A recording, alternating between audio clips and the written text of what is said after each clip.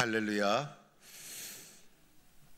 얼마 전에 평창 동계올림픽이 대한민국에서 개최가 되었습니다. 세계 92개국에서 2,925명이 15개 종목에서 102개의 메달을 두고 경쟁을 하게 되었습니다. 우리나라는 올림픽, 동계, 하계, 월드컵 다 개최한 보기 드문 나라가 되었습니다. 그런데 사람들이 이렇게 말합니다. 올림픽은 참가하는데 의미가 있다, 이렇게 말을 합니다. 올림픽은 참가하는데 그 자체가 큰 의미가 있고 영광이 있다고 생각이 됩니다. 그런데 가만히 생각해 보니 이 말은 맞는 말이 아닌 것 같습니다. 올림픽에서 금메달을 따기 위해서 얼마나 애쓰고 노력합니까? 그래서 정확히 말하면 올림픽은 금메달을 따기 위해서 참여하는 것이다, 이것이 더 정확한 말이다 생각이 됩니다. 올림픽에서 메달을 따면 얼마나 좋아합니까? 메달을 따지 못하면 얼마나 아쉬워하면서 눈물을 흘리게 됩니까? 그래서 올림픽은 참가하는 데 의미가 있다는 말은 아무래도 메달 딸 가능성이 없는 선수를 위로하기 위해서 만들어진 것이 아닌가 생각이 됩니다. 오늘 말씀은 사도 바울이 고린도 교회 교인들에게, 오늘 우리에게 적용하면 바로 우리들에게 운동 경기를 비유로 해서 신앙의 삶을 설명해 주고 있는 것입니다. 고린도 지역은 지금의 그리스 지역, 그리스 지역은 고대 올림픽이 시작된 곳, 실제로 고린도 지역에서는 1년에 2차례씩 큰 대규모 스포츠 행사가 진행되었다는 것입니다. 그래서 믿음의 삶을 운동에 비유해서 설명하는 것은 그들에게 매우 적절한 설명이라 할 수가 있는 것입니다. 고대 올림픽의 가장 기본적인 종목 중에 하나가 달리기와 레슬링입니다. 그 중에서도 달리기를 살펴봅시다. 달리기 중에서도 대표적인 것이 바로 마라톤이라는 것입니다. 운동장에서 여러 명이 출발을 합니다.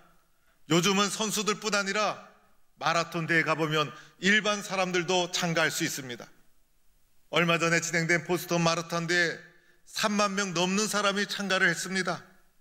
이렇게 많은 사람이 달려갈지라도 상을 받는 사람은 오직 한 사람, 금메달을 받는 사람은 오직 한 사람뿐이라는 것입니다. 수많은 사람이 열심히 달려가는 이유가 무엇이죠? 금메달 따기 위해서, 우승하기 위해서 열심과 최선을 다해 달려가는 것입니다. 우리의 신앙생활도 이와 같다는 것입니다. 금메달을 바라보며 달려가듯이 믿음의 경주, 믿음의 금메달을 바라보며 달려가라는 것입니다. 우리가 받는 상급은 세상에 받는 상급과 차원이 다른 것이죠. 오늘 말씀해 보니 세상의 것은 썩어질 것이지만은 우리가 받게 되는 것은 썩지 아니할 영원한 상급, 영원한 면류관, 영원한 금메달을 바라보면서 그 하늘의 상을 바라보며 달려가는 것이 믿음의 경지인 것입니다. 세상에서의 달리기는 오직 한 사람만 금메달을 받게 되죠. 그러나 하늘의 상급은 믿음의 경주를 다 마친 모든 자에게 주어지게 되는 것이 하늘의 상급이라는 것입니다. 그러면 이 믿음의 경주를 어떻게 달려가야 할 것인가? 어떻게 달려가야 썩지 아니하는 영원한 하나님이 주시는 승리의 면류관을 받았을 수 있을까? 오늘 말씀에서 사도 바울은 우리에게 이렇게 권면합니다. 첫째는 절제해야 된다는 것입니다. 오늘 말씀 25절에 이기기를 다투는 자마다 모든 일에 절제하나니, 이기기를 원하는 사람은 절제해야 된다는 것입니다. 오늘 말씀에서 다투는 자, 이것은 참여하는 자로 번역될 수 있는 용어인 것입니다.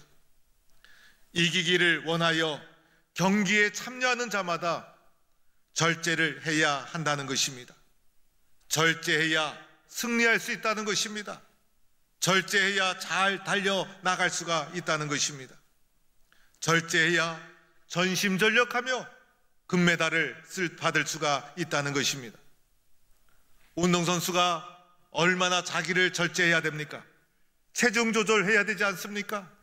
몸을 철저하게 절제하며 관리해야 되지 않습니까? 음식도 함부로 먹지 않습니다. 음식 절제하는 거 쉬운 일이 아닙니다. 배가 고픈데 먹고 싶은 것을 먹지 못하고 참아내면서 절제하면서 몸 관리를 합니다.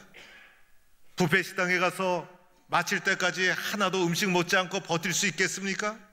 음식을 절제하는 거 쉬운 일이 아니에요. 먹고 싶은 거 다 먹고 하고 싶은 거 다 하면서 좋은 선수가 될 수 없다는 것입니다. 뼈를 깎는 연습을 해야 합니다. 절제 없이 메달을 딸 수가 없다는 것입니다. 태능 선수촌에 걸려있는 슬로건, 땀은 절대로 배반하지 않는다. 땀을 흘려야 되고 절제해야 된다는 것입니다. 그뿐이 아니죠. 자신의 마음도 잘 관리해야 되는 것이에요. 경기에 임해서 흥분을 한다든지 규칙을 어기게 되면 그 사람은 소용이 없는 것입니다. 지나친 승부욕 때문에 반칙을 하고 규칙을 어겨서 메달을 따면 사람들이 인정하지 않습니다.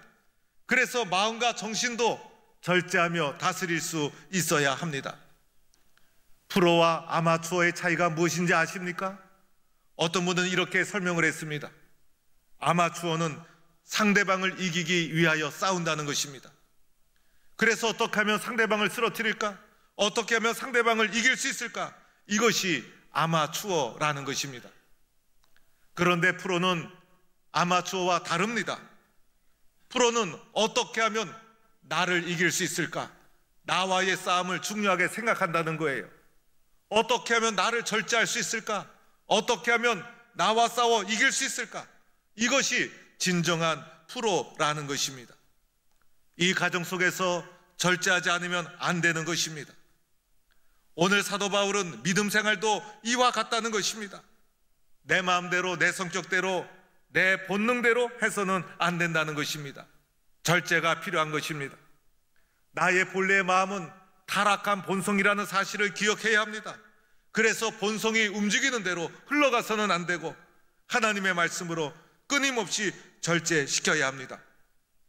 마음을 절제시키고 욕심을 절제시키고 나보다 교회에 덕을 끼치고 나보다 주님을 생각하고 공동의 선을 추구하는 것을 받아들여야 합니다. 오늘 믿음의 길을 달려가는 우리들, 내가 절제해야 될 것은 무엇인가? 나는 무엇을 절제하고 있는가? 내가 주님을 위해서 정말로 절제하고 있는 것이 있는가? 나는 무엇을 절제하며 믿음의 길을 달려가야 되는가? 주님 앞에 다시 한번 나를 되돌아볼 수 있기를 바랍니다. 두 번째로는 사도 바울이 이렇게 권면합니다. 방향과 목표가 분명해야 된다는 것입니다. 방향과 목표가 분명해야 금메달 딸 수 있지 않겠습니까? 그래서 오늘 26절 말씀을 다른 번역서에서 찾아보니 이렇게 번역되어 있습니다. 나는 목표가 없는 것처럼 달리지 않고 허공을 치듯이 싸우지 않습니다. 목표와 그리고 방향이 분명해야 된다는 것입니다. 여러분, 달리기를 생각해 보세요. 목표 없이 달리는 선수 있습니까? 달리는 선수 대충 달리지 않죠. 목표점을 향해서 전심전력하는 거예요. 꼬링 지점 없는 달리기 경기가 있습니까? 없습니다. 아무리 달려도 목표 없이 달리는 사람, 엉뚱한 방향으로 아무 쓸데가 없다는 것입니다. 목표를 보고 목표를 향해 달려가는 것, 이것이 금메달을 따는 길인 것입니다. 신앙생활도 목표가 분명해야 되죠. 사도 바울은 이렇게 권면했습니다. 폿대를 향하여 그리스도 예수 안에서 하나님이 위에서 부르신 부름의 상을 위하여 그리스도 예수 안에서 하나님이 위에서 부르신 상을 위하여 달려가노라. 폿대를 향하여 달려가는 삶, 이것이 믿음의 삶이라는 것입니다. 또한 레슬링을 예로 들어 봅시다. 레슬링에서 상대방을 매치기 위해서는 정확하게 잡아내야 합니다. 권투와 복싱에서 정확하게 상대방을 가격해야 됩니다. 확실하고 정확하게 잡지 않으면 도리어 당하게 되는 것입니다. 올림픽이라는 최고의 무대에서 승부가 결정되는 것, 아주 작은 부분에서 결정이 됩니다. 아주 작은 차이, 0.01초 차이, 깻잎 한 장 차이, 착지할 때 조금 비틀거린 것, 회전할 때 조금 멀리한 것, 순간적으로 늦게 출발한 것, 작은 차이, 그 작은 차이, 아주 디테일한 작은 차이에서 메달의 색깔이 결정이 되게 됩니다. 이번 동계올림픽 우리나라 윤성빈 선수가 스켈레톤이라는 썰매 종목에서 금메달을 땄습니다. 1200m에 되는 그 얼음, 그 길을 4차례에 걸쳐서 타서 토탈 합쳐서 가장 빨리 달린 선수가 금메달을 땁니다. 4번을 타는데 한 해 탈 때마다 은메달 딴 선수와 불과 0.4초 차이. 스켈레톤에서는 이 차이도 엄청난 차이라고 합니다. 그러나 0.4초 차이, 순식간 아닙니까? 이 순식간의 차이가 메달의 색깔을 결정하고 말았다는 것입니다. 여러분의 신앙생활의 목적이 무엇입니까? 여러분의 신앙생활의 꼬링 지점이 어디입니까? 여러분은 어떠한 방향을 향하여 달려가고 있습니까?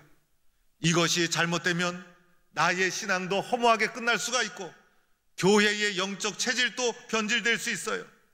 그래서 나는 무엇을 향하여 달려가고 있는가? 나의 신앙생활의 목표가 무엇인가? 이것을 우리는 분명히 확인해야 된다는 것입니다. 우리 모두의 신앙생활의 목표는 오직 예수님. 우리 신앙생활의 모든 신앙의 방향은 오직 예수님. 우리의 신앙생활의 꼬링 지점에는 바로 예수님이 계시다는 것입니다. 예수님 때문에 헌신하는 것이고, 예수님 때문에 믿음의 길을 걸어가는 것이고, 예수님을 사랑하기 때문에 이 자리에 있는 것이에요. 예수님의 위로를 받는 것이고, 예수님 때문에 용기가 나오는 것이고, 우리의 신앙생활의 모든 중심에 바로 예수님. 신앙생활의 목표가 예수님, 신앙생활의 본질이 예수님, 기쁨도 예수님과 함께, 슬픔도 예수님의 위로로 이겨나가고, 모든 것이 예수님. 이 예수님에서 우리의 신앙의 목표가 벗어나는 순간 내 신앙이 변질되기 시작하는 것이에요. 우리는 이것을 잊지 말아야 합니다. 여러분, 누구 때문에 구원받았습니까? 예수님 때문에. 누구 때문에 인생을 살아갑니까? 예수님 때문에. 어디를 향해 믿음의 길을 걸어갑니까? 예수님을 향해서. 예수님 장차 만날 것을 생각하면 기대가 됩니다. 여러분이 마지막 주님 나라 가서 가장 보고 싶은 분이 누굽니까? 바로 예수님. 여러분이 어렵고 힘들 때 누구의 힘으로 이겨나갑니까? 예수님. 여러분이 무엇 때문에 헌신합니까? 예수님 사랑 때문에. 그래서 모든 것이 예수님. 그래서 우리의 신앙생활의 밑바탕, 본질, 중심, 목표, 우리의 신앙의 모든 초점은 오직 예수님 한 분만을 향하여 분명하게 놓여 있을 때 우리의 삶은 목적이 있고 방향이 있는 금메달 신앙의 길을 경주할 수가 있게 되는 것입니다. 교회를 섬기다 보면 신앙생활의 목적이 장로가 되고 집사가 되고 권사가 되는 것으로 변질될 수가 있어요. 그러나 그것은 아닙니다. 여러분, 우리가 신앙의 본질 목적은 바로 예수님. 교회가 일꾼을 뽑기 위해서 투표라는 과정을 거치게 됩니다. 내가 피택되는 것보다 더 중요한 것이 있어요. 내가 피택되는 것보다 더 중요한 것은 함께 믿음의 길을 걸어가는 우리 모두는 한 가족이라는 사실입니다. 예수 그리스도 안에서 한 가족이라는 사실입니다. 우리 모두는 주님을 닮아가는 그리스도의 지체라는 사실입니다. 우리는 한 몸을 이루고 있다는 것입니다.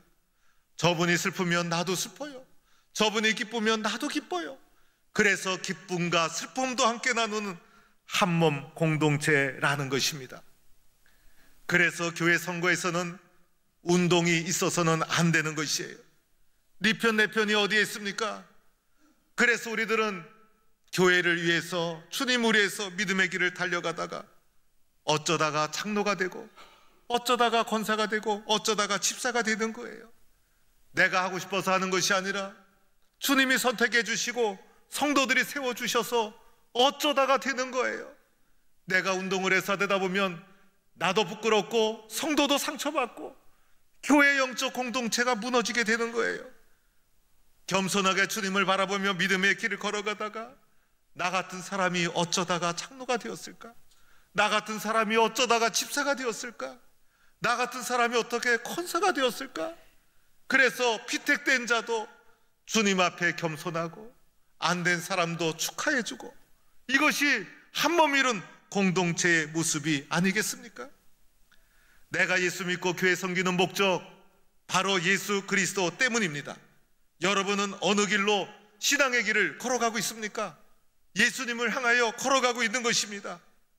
여러분 스스로도 나는 주님 때문에 이 길 걸어갑니다. 나는 예수님 때문에 이 믿음 지킵니다. 이렇게 고백하고 다짐하는 성도가 될 수 있기를 축원합니다. 세 번째로는 사도 바울이 이렇게 고백합니다. 금메달을 따기 위해서, 영적인 금메달 따기 위해서 나를 쳐 복종시켜야 된다는 것입니다. 오늘 27절 마지막에 나오죠. 내가 내 몸을 쳐 복종시켰다는 거예요. 여기서 내 몸을 친다는 것은 시퍼렇게 멍이 들도록 쳤다는 것입니다. 때로는 욕심이 올라옵니다. 때로는 교만이 올라옵니다. 사도 바울은 끊임없이 자기 몸에 시퍼렇게 멍이 들 정도로 자기 몸을 쳐가면서 욕망을 죽이고 욕심을 죽이고 교만을 죽였다는 것입니다. 사람은 기회만 있으면 교만이 올라와요. 순식간에 자만해집니다. 시퍼렇게 멍이 들도록 그때마다 억지로라도 자신을 쳐서 나를 주님 앞에 겸손하게 만들어가지 않으면 안 된다는 것입니다. 사도 바울의 두려움이 있었어요. 나는 항상 두렵다. 내가 예수님을 위해서 이렇게 열심히 증거하지만은 주님 앞에 갔을 때 버림받을까 두렵다. 나도 모르게 교만이 올라왔어. 주님이 나를 버리면 어떡하나. 그래서 두렵고 떨림으로 자기 자신의 몸을 끊임없이 쳤다는 거예요. 겸손해지게, 그리고 교만해지지 않도록 욕심이 올라올 때마다, 교만이 올라올 때마다, 게으름이 찾아올 때마다 끊임없이 자신의 몸을 시퍼렇게 먹이 들 정도로 쳐서 순종시켰다는 것입니다. 이영무 축구선수, 지금은 목사님이 되었죠. 과거에 열심히 국가대표로 뛰면서 골링을 넣으면 그라운드에 무릎을 꿇고 앉아서 기도했던 이영무 축구선수. 이영무 목사님의 글 중에 이런 글이 있었어요. 정말 부동의 스트라이커가 있었다는 거예요. 정말 골을 잘 넣는 부동의 선수가 있었다는 거예요. 저 선수 좀만 잘하면 위대한 선수가 될 것 같다는 거예요. 그런데 골만 넣으면 우쭐해지고, 때로는 자기가 잘해서 넣은 게 아니라 상대방이 실수해서 들어간 건데도 매스컴에서 이름이 오르내리면 우쭐해지고, 찾아오는 연예인들 즐기고, 그리고 술친구들 받아들이고, 그러다가 꽃을 피우지 못하고 무너진 선수가 한두 명이 아니라는 거예요. 순식간에 무너지게 됩니다. 쌓아 올리는 것은 평생이 걸려도 무너지는 것은 순식간이에요. 나는 겸손하기 위해서 얼마나 내 욕심, 내 욕망, 그것을 멍이 들도록 주님 앞에 쳐서 복종시키고 있는가? 내가 쳐서 복종시켜야 될 것이 무엇인가? 주님 앞에 바로 서기 위해서 오늘도 내가 나 자신을 끊임없이 치고 있는가? 주님 앞에 나 자신을 돌아봐야 합니다. 사랑하는 성도 여러분, 운동선수가 운동 잘하는 이유 딱 하나예요. 목표만을 바라보며 끊임없이 연습했기 때문이에요. 끊임없이 훈련했기 때문이에요. 재능은 그렇게 중요하지 않아요. 조금 도움은 될 수 있어요. 더 중요한 것은 성실하게 끊임없이 자기를 쳐 운동만을 생각하고 목표를 생각하며 끊임없이 절제하며 연습했기 때문에 훌륭한 운동선수가 된 것입니다. 내가 좋은 믿음의 경주자가 되기 위해서 어떻게 해야 합니까? 오직 예수님만 생각하면서 나를 쳐 절제하면서 주님만을 바라보면서 끊임없이 전심전력하며 예수 믿는 거예요. 이 길 외에는 없다는 거예요. 그럴 때 주님이 주시는 영원한 면류관을 받아쓰게 될 줄로 믿습니다. 1885년 인천 제물포 항에 두 분의 선교사가 처음으로 이 땅을 밟습니다. 장로교 선교사 언더우드, 감리교 선교사 아펜젤러. 그 그중에 감리교 선교사 아펜젤러는 미국 감리교 신학대학교 두루 신학대학교를 나온 지적인 능력이 있으신 분이셨습니다. 감리교 최초의 교회 정동 감리교회 세우고 신식학교 배제 학당을 세우고, 이분이 특별히 관심을 가졌던 것은 한국어로 성경을 번역하는 것. 그래서 게일 선교사, 언더우드 선교사와 함께 성경 번역에 힘쓰는데, 그 중에 아펜젤러와 게일 선교사가 성경 번역에 가장 많이 헌신하게 됩니다. 1902년에 인천 제물포항에서 성경 번역 사업을 위해서, 선교 사역을 위해서 배를 타고 전라남도 목포로 가게 됩니다. 가는 도중에 군산 앞바다 72km 떨어진 곳에 어청도라는 섬이 있습니다. 풍랑이 왔을 때 지나가는 배들이 잠시 정박해서 쉬고 가는 그런 섬입니다. 어청도 앞바다에서 아펜젤러 선교사가 탄 배가 다른 배와 충돌을 해서 바다에 깔아앉게 됩니다. 아펜젤러 선교사는 학교 다닐 때 수영을 배운 선수급 수영을 하는 사람이었습니다. 그런데 바다에서 빠져나오지 못했습니다. 그 배에 함께 동행했던 조사 조한규라는 분,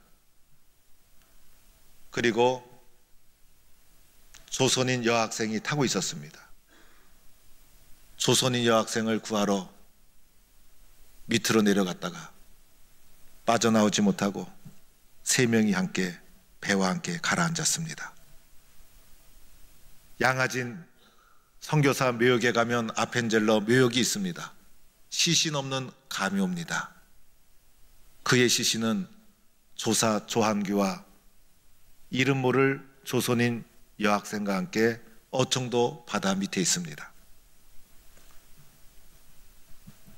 이때 나이 불과 44세. 불과 44세. 불과 44세. 조선과 아무 관계없는 선교사가 오직 예수 그리스도의 사랑에 붙잡혀서 태평양을 건너서 미지의 땅, 어둠의 땅, 조선 땅에 와서 17년 동안 선교 사역 감당하다가 불과 44세에 이국 땅에서 바다 밑에 수장되고 맙니다. 아펜젤러 선교사를 사람들은 순교자라 하지 않습니다. 순직자라 부릅니다. 하나님께서 맡겨주신 직에 최선을 다하다가, 하나님이 맡겨주신 이 직에 사명을 다하다가 그만 죽음을 맞이했다는 것입니다. 이 아펜젤러 선교사의 마지막 모습은 우리가 하나님께서 맡겨주신 이 귀한 직분, 그리고 성도라는 이 직, 어떻게 받아들이며 살아가야 될지를 말해주고 있지 않습니까? 나는 주님께서 맡겨주신 직의 사명을 다하고 있는가? 바른 영적 믿음의 경주를 달려가고 있는가? 주님을 바라보며 이 길을 걸어가고 있는가? 나는 이 직을 어떻게 받아들이고 있는가? 나는 주님 주신 직분에 최선을 다해 믿음의 경주를 하고 있는가? 충성하고 있는가?